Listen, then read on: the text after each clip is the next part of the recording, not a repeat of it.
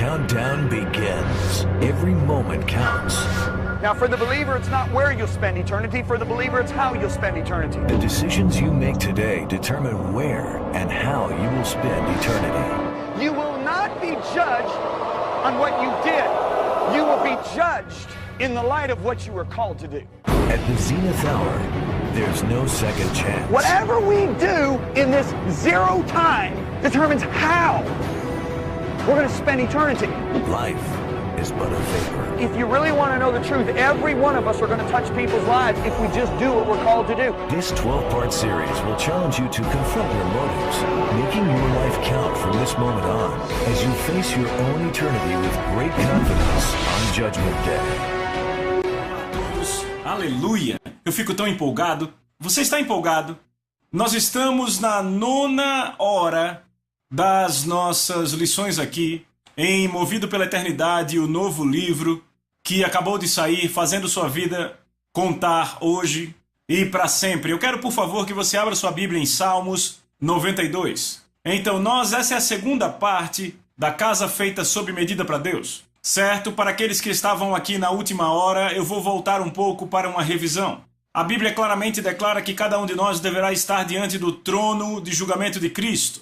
No entanto, há muitos crentes hoje que erroneamente pensam que, porque receberam Jesus como Senhor e Salvador, que o que Ele fez por eles na cruz erradicaria o julgamento pelo qual teriam que passar. Isso está muito errado. Certo? Eu vou dizer de novo, isso está muito errado. Você vai ficar diante de Jesus não só como seu Salvador, mas também como juiz. Você não vai prestar conta dos seus pecados porque eles já foram pagos no Calvário. No entanto, 2 Coríntios capítulo 5 diz claramente que cada um de nós deve se apresentar diante do tribunal de Cristo, onde cada um receberá pelo que tiver feito no corpo, seja bom ou mal. Repitam, bom ou mal. E a Bíblia é muito específica, as recompensas dadas ou as perdas que serão, como eu diria, sofridas no dia do julgamento pelos crentes, irão de termos tudo o que fizemos queimado até o outro extremo, que é reinar ao lado de Cristo para todo sempre. Tiago deixa muito claro que essa vida é uma neblina. Repita, neblina. Foi a forma de ele dizer que essa vida é uma vida zero. Por que dizemos vida zero? Porque eu aprendi em matemática que tudo dividido pela eternidade ou pelo infinito é zero. Não é verdade? Certo, você pode viver 120 anos, isso é muito, mas adivinha, isso dividido pela eternidade é zero. Então se eu disser que a forma como você vive pelo próximo dia, as próximas 24 horas vai determinar como você passa os próximos 1000 anos, pense nisso, 1000 anos. Isso volta antes de Cristóvão Colombo descobrir a América. Se eu dissesse isso a você, sabe, o emprego que você tem, o lugar onde mora, as pessoas que vivem ao seu redor, o que você faz. Se eu dissesse isso a você, você não daria o seu melhor pelas próximas 24 horas? E quantas pessoas não estão se preparando para a eternidade? Porque o que fazemos nessa hora zero determinará o que será para sempre. Esses julgamentos eternos de que a Bíblia fala, ela diz que estas são as doutrinas fundamentais ou elementares de Cristo. E é assustador como muita gente não entende as doutrinas elementares. Você consegue imaginar tentar progredir no estudo sem saber escrever ou ler? Seria ridículo, mas é assim que a maioria dos cristãos constrói suas vidas. Eles não percebem que o que eles fazem agora determinará como passarão a eternidade. E é muito importante que gastemos tempo para entender isso. Você pode dizer amém? Aprendemos na última hora que Deus está construindo para si uma casa sob medida. Repitam, a casa sob medida. Ela se chama Sião e ele desejou habitar nela. Ele diz em Salmos 132, versos 13 e 14, pois o Senhor escolheu a Sião. Repitam, Sião.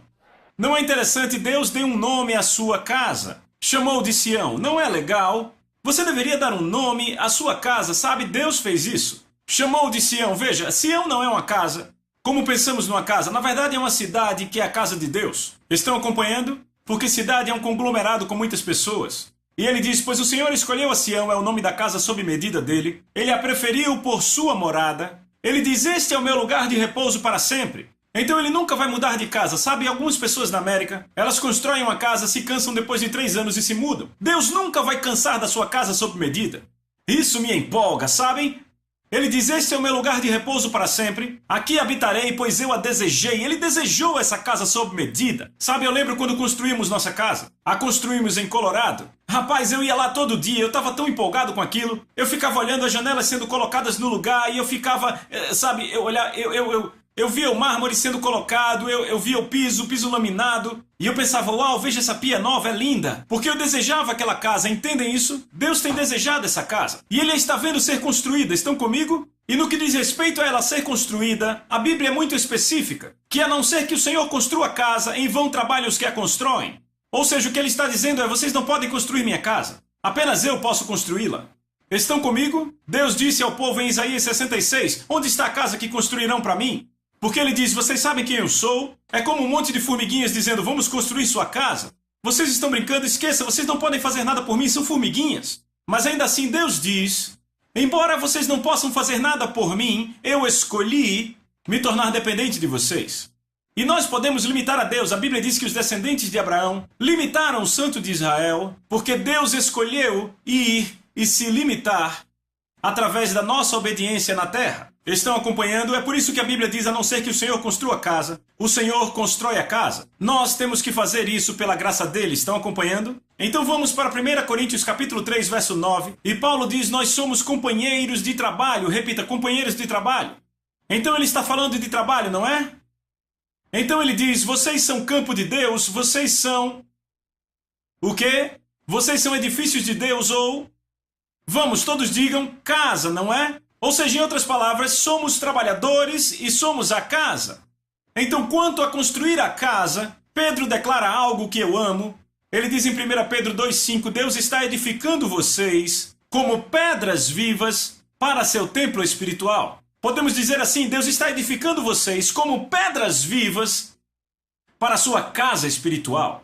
No que diz respeito a sermos trabalhadores, a Bíblia diz muito claramente... Em Efésios 2,10 na NVI, porque somos criação de Deus, realizada em Cristo Jesus para fazermos boas obras, as quais Deus as preparou antes para nós praticarmos. Então aí está, somos os operários e somos o material, certo? Porque quando se constrói uma casa, você a projeta o que Deus fez antes da fundação do mundo. E ele disse, sabe, eu vou ter um empreiteiro-chefe e o nome dele é Jesus. Não é assim? Porque Jesus fez a oração, ele disse, Pai, eu terminei a obra que você me deu para fazer. E Deus disse sobre Jesus, eis que tenho posto em Sião um alicerce, uma preciosa pedra experimentada. Quem é esse? É Jesus. Ele é o material principal e ele é o empreiteiro-chefe, certo? E então Deus diz, teremos pedras vivas construindo minha casa, que sou eu e você, certo? E ele diz, vocês também são meus empreiteiros. Não é assim? Porque Deus nos ordenou para fazer as obras que ele pré-ordenou, certo? Isso não está certo? Então passamos para o livro de Salmos e encontramos no livro de Salmos que Davi diz que cada momento da minha vida foi registrado antes mesmo de um único dia ser vivido. Deus disse, eu tenho um plano, eu já defini todos os meus operários. E a pergunta é, eles vão terminar a obra, porque se você tem uma obra e o empreiteiro não faz, você vai e chama outro empreiteiro. Estão comigo? É por isso que o livro de Eclesiastes diz no capítulo 3, versículos 14 e 15, eu sei que o que quer que Deus faça será eterno. Nada pode ser adicionado e nada pode ser tirado. Deus diz, eu vou construir minha casa e eu vou terminá-la. Mas então ele fala da nossa parte. Ele diz, aquilo que é, repita, aquilo que é, já foi na mente de Deus. Aquilo que há de ser, já foi na mente de Deus. Mas aquilo que está no passado, os homens vão prestar conta. Em outras palavras, fizemos o que fomos chamados para fazer, porque os chamados e os dons de Deus são sem arrependimento. Eles são irrevogáveis, nunca podem ser retirados. Então Deus tem um chamado para cada um aqui. Um chamado para ser um empreiteiro, assim como para ser um material para casa. A pergunta é, você cumprirá o seu destino como empreiteiro? Você sabe o que é um operário, sabe? Tem o cara do piso, há o encanador, há os caras da janela, os caras da estrutura. Você construirá a sua parte na casa de Deus, ou ele terá que levantar outro que fará o seu trabalho. Ele diz, eu vou terminar a minha obra, mas você fará a sua obra, a sua parte. Então, quando estivermos diante do trono do julgamento, no que diz respeito ao nosso chamado, não seremos julgados de acordo com o que fizemos, seremos julgados de acordo com o que fomos chamados para fazer. Entenderam isso? Escrevam. Não seremos julgados pelo que fizemos, mas pelo que fomos chamados para fazer. Amém? Então, o ponto aqui é, você cumprirá o seu destino, os momentos que estão escritos para a sua vida antes de o tempo começar. Como conhecemos nosso destino? E é isso de que vamos falar, porque paramos nesse ponto.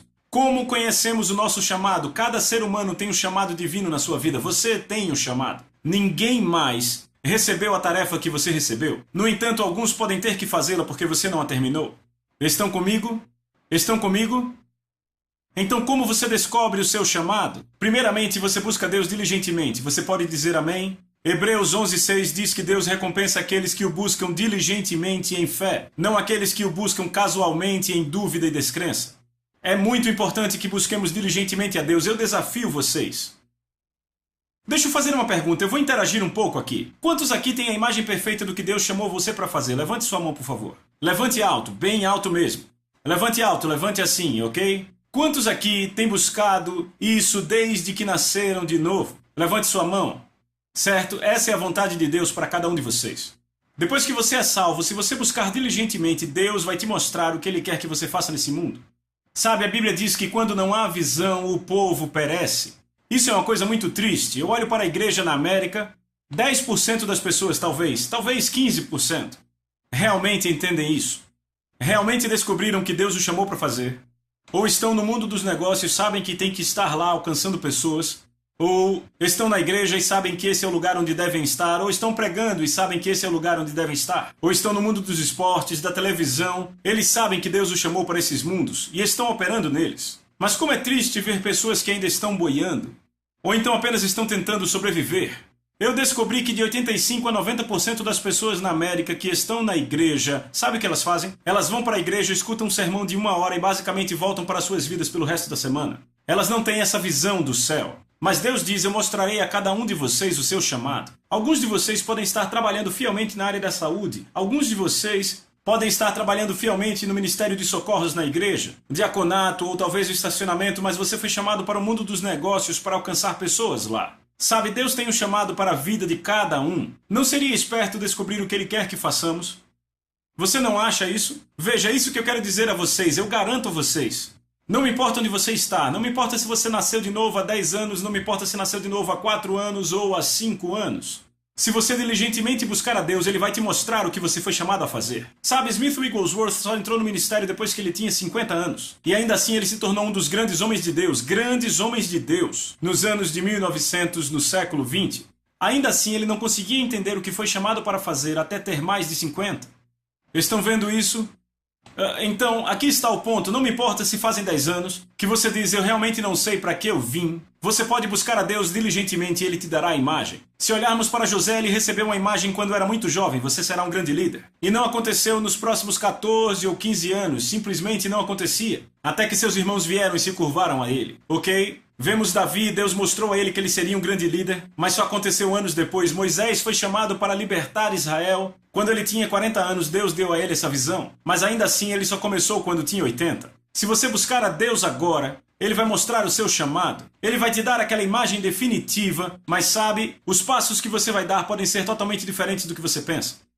José recebeu aquele sonho de liderança, você vai ser um líder, seus irmãos vão se curvar. Mas então ele vai para um poço, e então ele passa a escravidão, e daí ao calabouço por 12 anos. Ele vai na direção oposta do que parecia que era o chamado dele. Mas então um dia, por causa da sua obediência, Deus o levanta. Estão comigo? Ele nunca para de buscar a Deus. Se você buscar agora, nesse momento, Deus vai te dar uma imagem do que você foi chamado para fazer. Ele dirá, eu te chamei para afetar vidas no mercado de trabalho. No mundo executivo, eu te chamei para educar crianças fiéis que um dia vão ganhar milhões de almas para mim. Sabe quanto a mãe de Billy Graham e a mãe do Oral Roberts, elas foram fiéis em educar seus filhos, vocês me entendem? Sabe, para te dizer a verdade, cada um de nós vai tocar vidas de pessoas se fizermos o que fomos chamados para fazer. Alcançaremos multidões dessa forma, embora não vejamos o efeito dominó está acontecendo na Terra. Então a primeira coisa é você buscar a Deus diligentemente e Ele vai te mostrar o que você foi chamado para fazer. Você pode dizer amém? Segunda coisa, diga segunda coisa. Você está plantado na casa de Deus. Esta é a chave número 2 pela qual as pessoas não sabem o seu chamado na Terra. Elas não estão plantadas em uma igreja local. Salmos 92, acharam? Diga amém se você achou. Salmos 92, 13 diz, aqueles que são plantados, repitam, plantados. Aqueles que são plantados na casa do Senhor, na casa de Deus, florescerão, repita, florescerão, nos átrios do nosso Deus. Quantos sabem que os átrios do nosso Deus incluem o trono do julgamento? Deus diz, se você está plantado numa igreja local, você vai florescer no trono do julgamento. Eu não sei você, mas isso me empolga. Nós floresceremos aqui e agora e no trono do julgamento se estivermos plantados em uma igreja local, certo? Foi o Senhor que reuniu a igreja local, não os homens, foi Jesus que fez. Foi Ele que ordenou a igreja local. Não foi a ideia de um monte de pregadores, não foi algo que simplesmente nasceu nesse tempo agora, foi algo que Jesus ordenou lá no princípio. Você pode dizer amém? Jesus declarou, eu edificarei a minha igreja e as portas do inferno não prevalecerão contra ela. Note que ele diz edificarei, repita, edificarei. Como ele constrói uma igreja quando ele não está aqui fisicamente? Através de nós, seus cooperadores. Estamos construindo a casa de Deus, entendem isso? Agora veja isso. Igrejas locais também são chamadas de corpos, certo? Não está certo? Certo, é importante que entendamos que não só a igreja é um corpo como um todo, mas existem corpos locais, certo? Se você procura Jesus, está na igreja local. Ele fala com a igreja de Éfeso, a igreja de Sardes, a igreja de Tiatira, a igreja de Laodiceia, a igreja de Filadélfia, etc. São corpos locais de crentes, certo? Deus ordenou isso. E para ser honesto com vocês, amigos, são igrejas onde as pessoas se reúnem que realmente impactam cidades. Sabe, algumas pessoas dizem, eu não quero estar numa igreja local grande, eu não quero uma igreja de 5.000 pessoas. Talvez você está numa área rural, ou eu não quero essa igreja de 1.500 pessoas, ou não quero essa igreja de 10.000. Veja, você tem que entender que há poder na concordância, que há poder na unidade. E igrejas locais fortes são que mudam as cidades. Você pode dizer amém? E eu quero fazer uma declaração, alguns aqui não vão gostar do que eu vou dizer, mas é a verdade. Não é você que escolhe para que igreja você vai. Não ouvi muitos améns com essa, hein? Eu vou tentar de novo. Não é você que escolhe para que igreja você vai. Agora ficou melhor. Vá para 1 Coríntios capítulo 12, eu provo para você. 1 Coríntios capítulo 12, sabe? Algumas pessoas hoje acham que podem escolher igrejas como cafeterias ou clubes. Ou para onde vamos nas férias. Errado. Põe um X bem grande aí, apague da sua memória mental. Você não escolhe para que igreja vai. E você diz, mas isso é muito pesado. Ouça, deixa eu colocar dessa forma. Se você quiser andar com Deus, você não escolhe para que igreja vai. Você pode escolher ir para qualquer igreja se não quiser andar com Deus, tudo bem. Mas se quiser andar com Deus, você não escolhe a sua igreja. E eu não estou invocando a rebelião. Não é uma boa ideia. Porque a palavra de Deus diz que isso é como a feitiçaria. Estão comigo? Veja, isso é algo que muitos não entendem. Aqui na América escolhemos o nosso restaurante, que roupa usamos, que... Isso não é uma verdade no reino. Deus tem um lugar para você. Estão comigo? Porque veja o que 1 Coríntios 12 diz, verso 18. Mas Deus, repita, Deus, dispôs os membros, cada um deles, colocando no corpo como lhe aprouve. Ele diz como aprouve a nós ou a ele. Note que ele dispôs os membros no corpo. Se você olhar para o meu corpo tem membros diferentes, não é verdade? Eu tenho dedos, tenho mão, tenho cotovelo, eu tenho olhos, tenho ouvidos, tenho um fígado, tenho pulmões. Temos membros diferentes e cada membro tem uma função diferente. Será que meu corpo não teria problemas se a minha mão decidisse fazer o que ela quisesse fazer? E meu pé dissesse, quer saber, eu quero fazer parte agora do corpo do Kevin, eu vou para o corpo do Kevin, eu quero viver lá. Não, este pé foi posto nesse corpo. Vocês estão comigo? Deus já prescreveu o solo para cada um dos crentes, sabe? Aqueles plantados na casa do Senhor. Se você olhar para uma semente de palmeira, eu posso pôr uma semente de palmeira na Sibéria, não vai crescer. E eu posso pegar uma planta típica da Sibéria, pôr na Flórida e ela não vai crescer. Todos já têm um solo prescrito, todos no reino estão debaixo do quê? Da sementeira e da colheita. Não é assim? Porque lembre do que Jesus falou. Jesus disse que o reino de Deus é como um homem que planta uma semente no solo, aqueles que estão plantados na casa do Senhor. Pense sobre isso. Como você pode cumprir seu destino se nem está no lugar certo? Como uma palmeira pode cumprir seu destino se está no Alasca? Ela não cumpre seu destino. É uma grande semente, tem muita vida, tem um grande chamado. Uma das maiores razões pelas quais as pessoas não estão cumprindo seu destino é por não estarem na igreja local correta. Se você vir 1 Coríntios 12, 28, que diz: Deus estabeleceu na igreja primeiro apóstolos, em segundo lugar profetas, em terceiro lugar mestres, depois os que realizam milagres, que têm dons de curar e por aí vai. Ele não dá uma lista enorme, mas é uma lista bem grande. E se você olhar no Novo Testamento, você nota que todo crente é parte de uma igreja local e todo crente tem uma chamada na igreja local. Estão comigo? Se não estamos funcionando no corpo que nos foi designado, então a igreja local está aleijada. É como se uma parte do meu corpo dissesse: sabe, eu não vou funcionar. Eu não vou trabalhar. Minhas mãos dissessem: sabe, eu cansei, eu não vou mais fazer nada. Meus olhos dissessem: eu não vou mais fazer nada. Do que você chama uma pessoa que só tem 20% do corpo funcionando? Você a chama de inválida, não é? Quantas igrejas estão inválidas? Sabe por quê? Porque apenas 20% das pessoas estão operando no seu chamado na igreja local. Cada um de vocês tem um chamado na igreja local. Cada ser humano tem um chamado lá. Se você for para Atos, vá para Atos, capítulo 2. Eu vou provar para você. Você vai ver porque as igrejas não estão crescendo. E se você der ouvidos a isso, e se deixar isso descer ao coração, fará uma grande diferença. Vejam Atos, capítulo 2. Vá para o versículo 42. Vamos ler vários versos aqui. Diz: e se uniam a outros crentes e a comunhão no ensino dos apóstolos. Em comunhão, repitam, em comunhão. Então é assim que funciona. Você não é chamado para vir para uma igreja e ir embora. Você é chamado para desenvolver relacionamentos e amizades aqui. Há algo de errado se alguém sai da sua igreja e prefere ter amizade com pessoas do mundo. Eu agora estou pregando. Eles continuaram no ensino dos apóstolos e na comunhão, no partir do pão e na oração. Então o temor veio sobre todos e muitas maravilhas e sinais eram feitos pelos apóstolos. Todos os que criam mantinham-se unidos, repitam, unidos. Não divididos, não fazendo cada um o que quer. Veja isso. Unidos e tinham tudo em comum, vendendo suas propriedades e bens, distribuíam a cada um conforme a sua necessidade. Era uma igreja muito generosa. Se alguém precisava, eles prontamente davam. Eu vejo isso nessa igreja. Sabe, essa igreja de vocês é um modelo. Eu tenho que tomar todo o cuidado para não olhar para alguém e dizer: eu gosto disso. Porque senão alguém tira o colar, tira o relógio e me dá. Eu tenho que ser muito cuidadoso. Porque um dos grupos que mais dá que eu já vi na América está nessa igreja. E isso é porque vocês pegaram o caráter do seu pastor, ok? Então vejam isso, verso 46. Todos os dias continuavam a reunir-se no pátio do templo, partiam o pão em suas casas e juntos comiam com alegria e sinceridade de coração, louvando a Deus e tendo a simpatia de todo o povo. E o Senhor lhes acrescentava diariamente os que iam sendo salvos. Então vemos que havia um plantio constante de pessoas, certo? Então um problema surgiu alguns capítulos à frente. Vá comigo para Atos 6. E eu quero mostrar esse problema que surgiu, é muito interessante.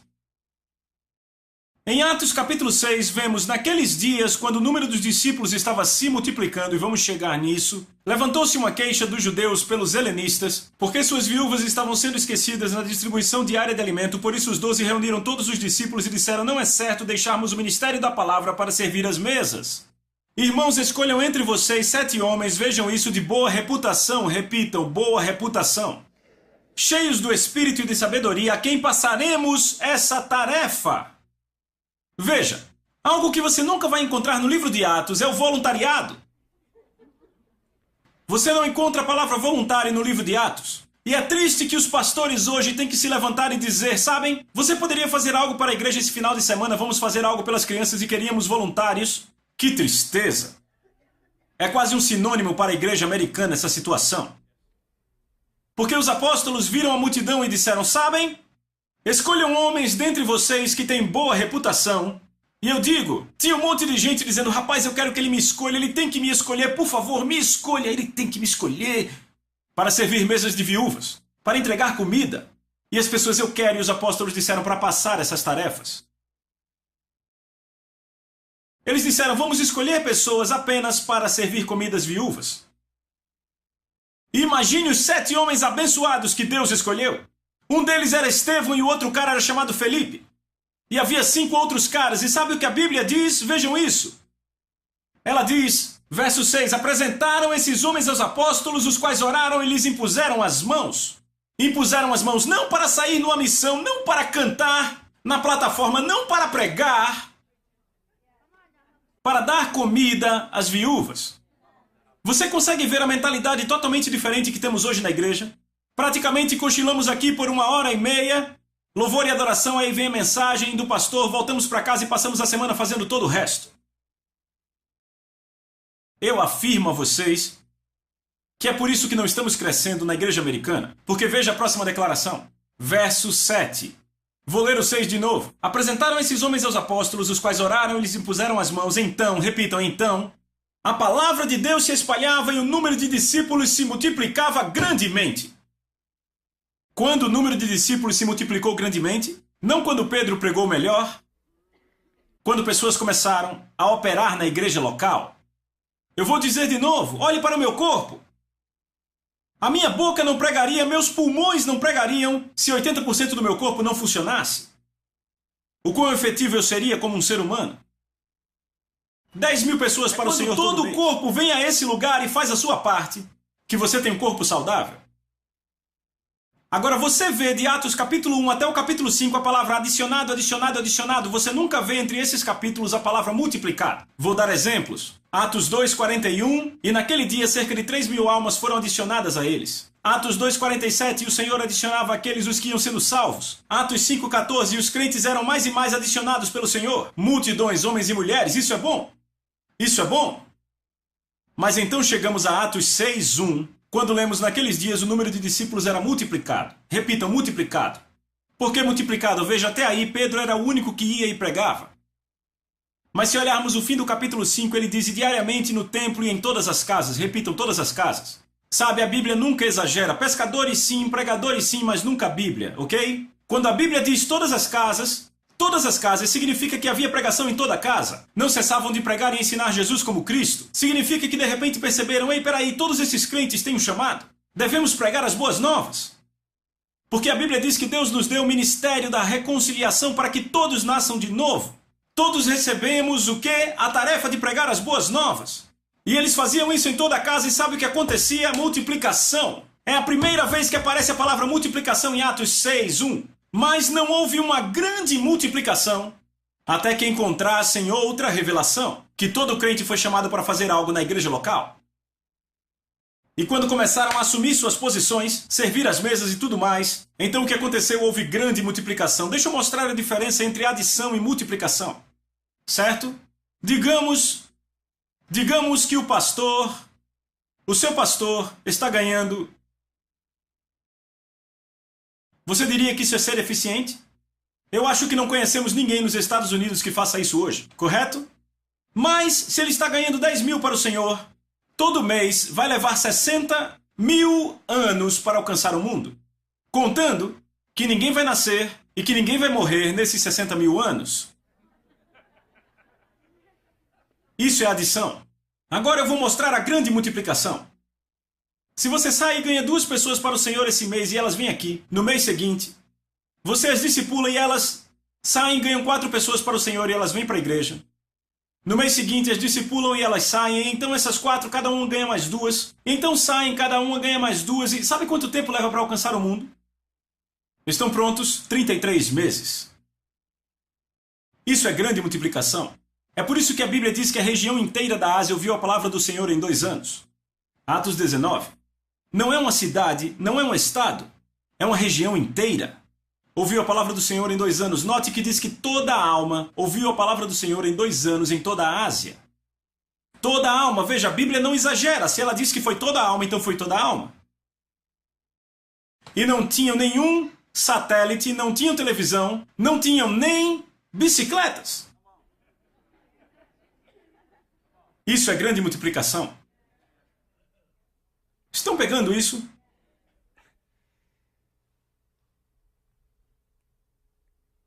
Se você estiver plantado no corpo, então o corpo cresce. Você diz amém? Então, quem é um daqueles 7? Sim, quem é o outro? Filipe. Então eu vou ler um pouco sobre Filipe. Você sabia que ele se tornou um grande evangelista? Ele ganhou uma cidade inteira para o Senhor, está lá em Atos 8. Ele pregou para o número 3 na Etiópia e a história mostra que toda a Etiópia foi aberta pelo que Filipe fez. Estão comigo? Posso ler uma passagem sobre Filipe? Estão prontos? Atos 21:8. Ouçam isso. Isso é Atos 21, bem depois. Diz, no dia seguinte, aqueles que eram companhia de Paulo partiram e chegaram a Cesareia. E entraram na casa de Filipe, o evangelista. Vejam isso, que era um dos 7. E ficaram com ele. Perceberam que Filipe ainda é citado, não importa quantos anos ele tem, nem quão grande evangelista ele é, como um dos 7. Sabe por quê? Porque foi quando ele foi plantado. E ele foi sempre conhecido como um dos 7, embora ele tenha ganhado cidades e até nações para o Senhor. É isso que eu digo às pessoas o tempo todo. Você pode ter um chamado para fazer algo grande, mas isso não estará propriamente maduro até que nasça, por você estar plantado na igreja local. Agora você entende por que o diabo quer tirar as pessoas da igreja? Sabe que a Bíblia diz, não deixemos de nos reunir. Lembram? O verso ainda diz, ainda mais quando vem que o dia se aproxima. Deus sabia que nos últimos dias haveria muitas pessoas saindo da igreja, não plantadas na igreja, na segunda vinda de Jesus. Isso é uma palavra profética. É um aviso para não cairmos na armadilha. Jesus disse que o reino de Deus é como um homem tendo lançado uma semente ao solo, não é? Correto? Então deixa eu dizer isso. Se eu tenho um monte de sementes na mão, eu estou falando sobre como descobrir o chamado de Deus na sua vida. Eu tenho um monte de sementes na minha mão. Veja, eu sou um cara ignorante, eu não entendo de plantio, não sou fazendeiro, certo? Eu tenho semente de maçãs, eu tenho semente disso, semente daquilo. Vocês entendem do que eu estou falando? Eu tenho essa e aquela semente. Eu tenho, sabe, qualquer tipo de sementes, ok? Mas eu não sei do que são aquelas sementes. Como eu descubro o destino delas? Como eu descubro? Plantando!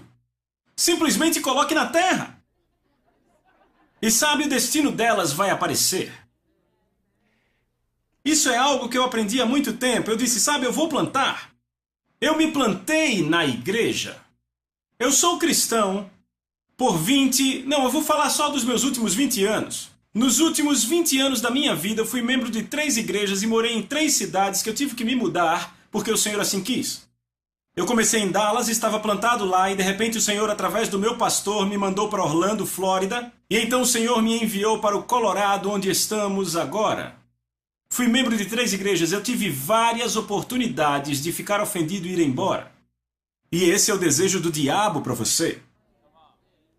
Pense sobre uma semente quando ela chega à terra, é plantada. Pense, se o fazendeiro ou qualquer um que cuida do plantio, não sei, o trabalhador, ouvisse a semente dizendo, eu quero sair daqui. Por quê? Por causa da pressão do solo, a umidade e o calor, aquilo que faz a casca quebrar e a vida dentro dela surgir. Deus diz, eu tenho o solo perfeito para você. Se você tentar pôr aquela palmeira no Alasca, ela não funciona. Porque já existe um projeto, Deus põe os membros no corpo como Ele quer. Ele sabe o solo perfeito para você.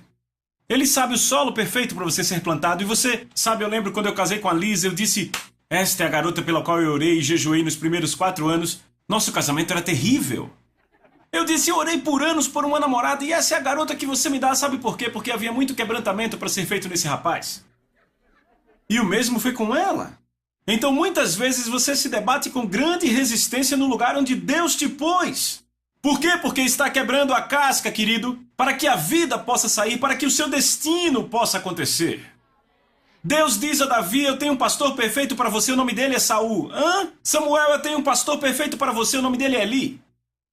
Não quer dizer que todo pastor é igual a Saul ou Eli, mas quer dizer que algumas vezes você tem pressão.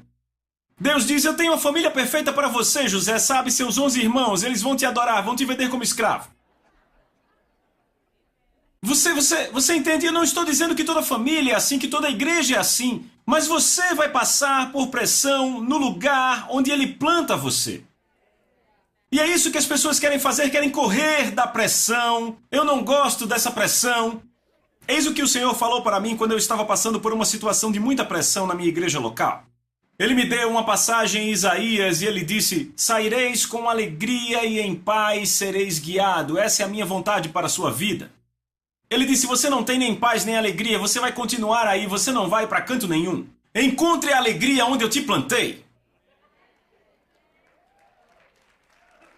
Eu digo a vocês, sabe onde Deus realmente me amadureceu? Nos lugares mais difíceis para mim. Eu olho para os meus últimos 25 anos, meus 23 anos de ministério, os tempos mais difíceis na minha vida, Minha igreja e no meu casamento, onde Deus me plantou, foram os tempos de maior crescimento. Os tempos mais difíceis foi quando eu cresci mais. Porque eu não fugi, eu estava plantado.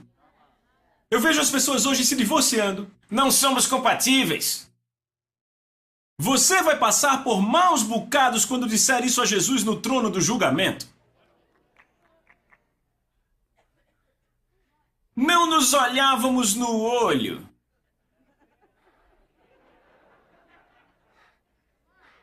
Você teve chance de fugir antes de casar.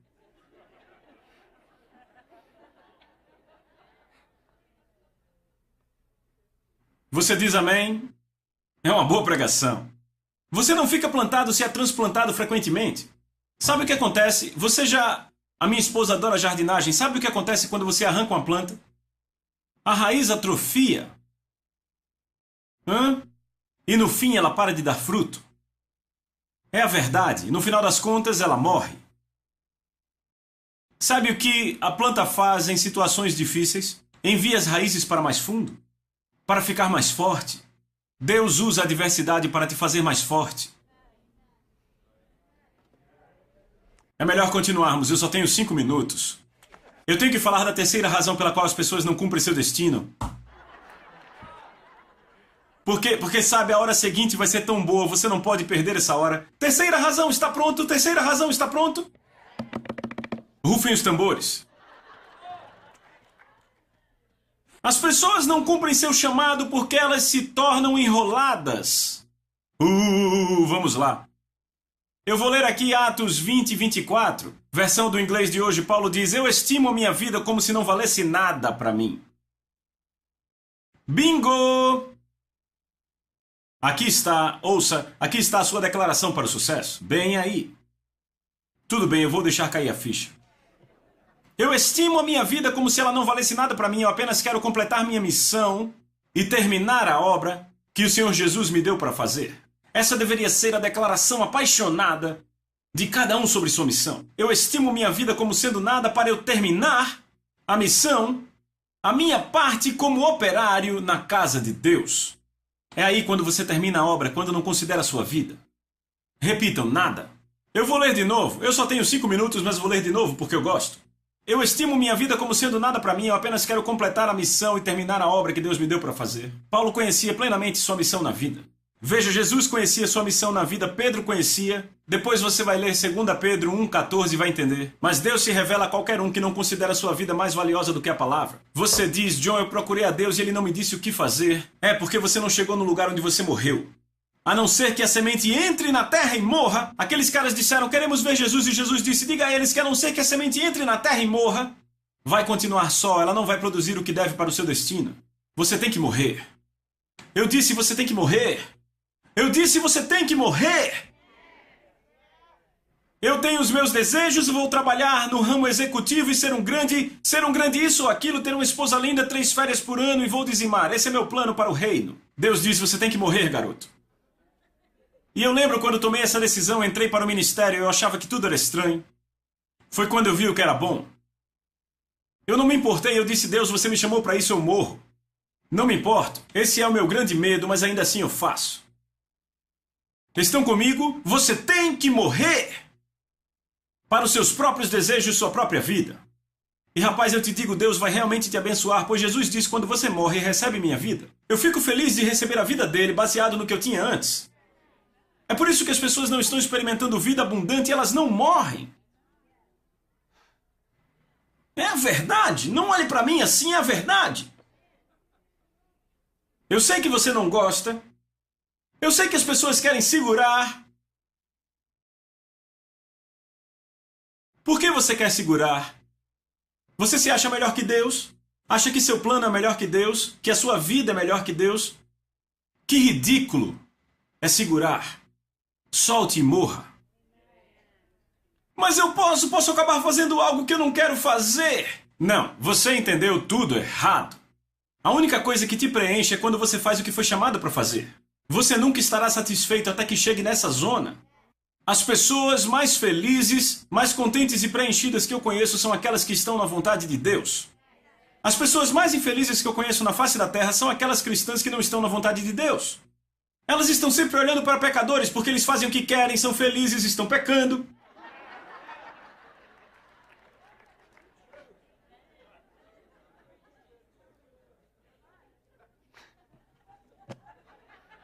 Ai, ai, ai. Eu já estou saindo de mim, ok? Paulo estava ciente da sua missão, ele a conhecia. Vá para o Evangelho de Lucas para terminarmos. Capítulo 19, Evangelho de Lucas. Eu vou ler rapidamente, mas você tem que ver isso, eu vou mostrar. Isso se chama estar enrolado. Verso 57 diz que enquanto viajavam pela estrada, alguém disse a ele: Senhor, te seguirei aonde quer que fores. Uau, que paixão, que empolgação! Jesus, eu vou te seguir aonde quer que fores. E Jesus olhava bem no coração das pessoas. E ele olha bem para esse cara e percebe um vício não saudável por segurança. Então Jesus olha para ele e diz, verso 58, ele diz: raposas têm covis, aves do céu ninhos, o filho do homem não tem lugar para reclinar a cabeça.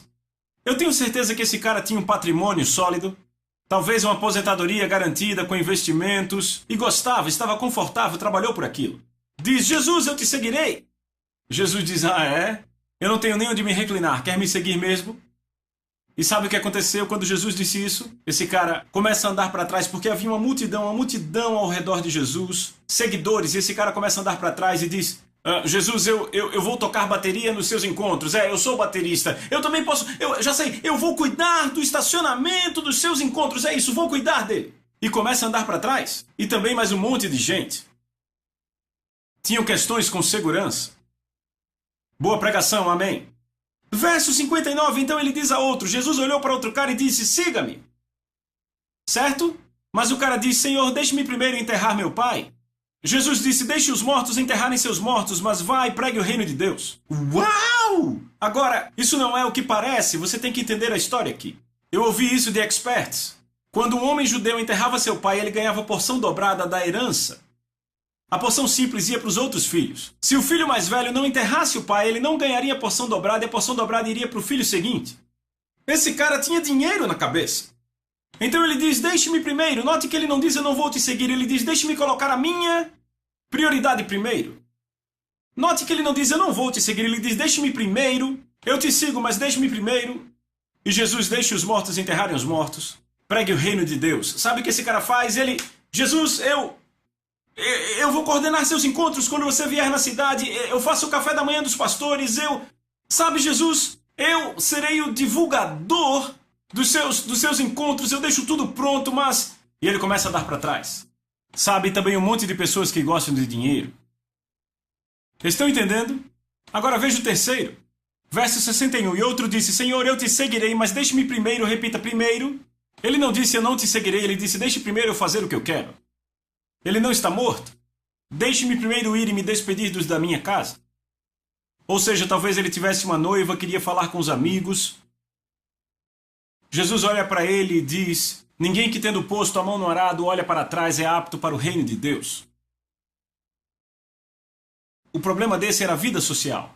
E ele vai: sabe, Jesus, eu vou ser um consultor para os seus encontros. Quer saber, eu vou trazer pessoas para os seus encontros. E ele vai para trás, e assim muitas pessoas que tinham relações não saudáveis. Ele pôs suas relações antes de Deus. Sabe o que aconteceu? Ele começou com uma multidão, provavelmente alguns milhares. Depois que ele começou a tratar com as 3 maiores áreas que afastam as pessoas do seu destino: segurança, dinheiro e relacionamentos. Repitam comigo: segurança, dinheiro e relacionamentos. Ele reduziu a multidão a 70 pessoas. Ele começou com milhares, mas agora só tem 70 ao seu redor. E veja isso. Lembre, essa é uma carta longa. O tradutor pôs versos onde não existiam. Veja o verso seguinte. Depois, capítulo 10, verso 1. Depois destas coisas. Depois de que coisas? Ele reduziu a multidão de 2.000 para 70. Depois que todo mundo disse: deixe-me cuidar das minhas coisas primeiro. Depois disto, o Senhor apontou. Repitam: apontou. Olhe para mim, por favor. Apontou. Ouçam, apontou e escolheu são a mesma palavra no Novo Testamento. Usa-se uma ou outra. Estão acompanhando? Então eu posso dizer assim: depois dessas coisas o Senhor escolheu outros 70 e os enviou de 2 em 2 para que o precedessem em cada cidade e lugar aonde ele estava por ir. Então ele disse a eles: a seara é grande, mas os trabalhadores poucos. Olhe para mim. Por que trabalhadores são poucos? porque poucos pagam o preço de perder as suas vidas completamente para serem escolhidos para seus chamados. Agora ouçam, eu vou ler para vocês uma passagem em que Jesus repete 2 vezes a mesma coisa em um evangelho. E por ele dizer isso 2 vezes em um evangelho, isso chama minha atenção. Mateus 20, verso 16, e as mesmas palavras em Mateus 22, verso 14. Eis a declaração: pois muitos são chamados, mas poucos são escolhidos. Olhe para mim. O que eu disse a vocês antes, cada um de vocês tem um chamado na vida. Mas Jesus faz uma declaração séria aqui. Quem são os muitos que são chamados? Todos que são salvos. Mas apenas poucos são escolhidos, porque apenas poucos pagam o preço de perder suas vidas para cumprir o destino dado por Deus, que foi escrito em seu livro antes mesmo da sua vida começar.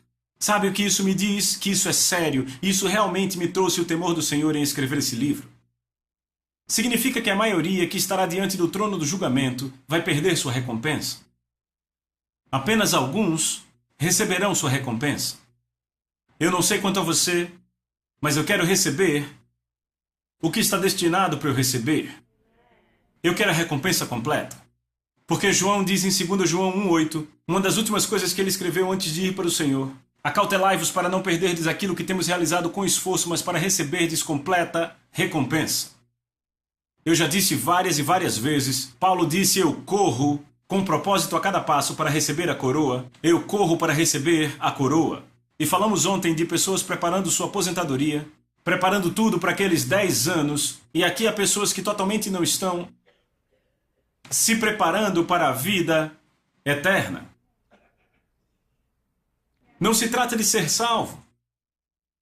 Quando eu falo sobre isso, se trata de como você vai passar a eternidade, onde você vai viver, o que vai fazer. É disso que estamos falando.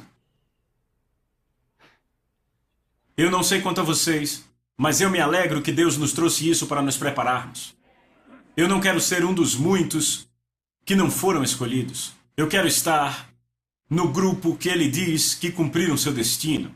Você pode dizer amém? Coming up in Hour 10, John Bevere reveals that when it comes to gifts and callings, we're all on an even playing field. Those who serve faithfully in the kingdom receive handsome eternal wages. The manner in which we multiply our gifts will determine how much authority is entrusted to us in the millennium and the new heaven and earth. These incredible truths are next in John's teaching, Multiplication, Part 1.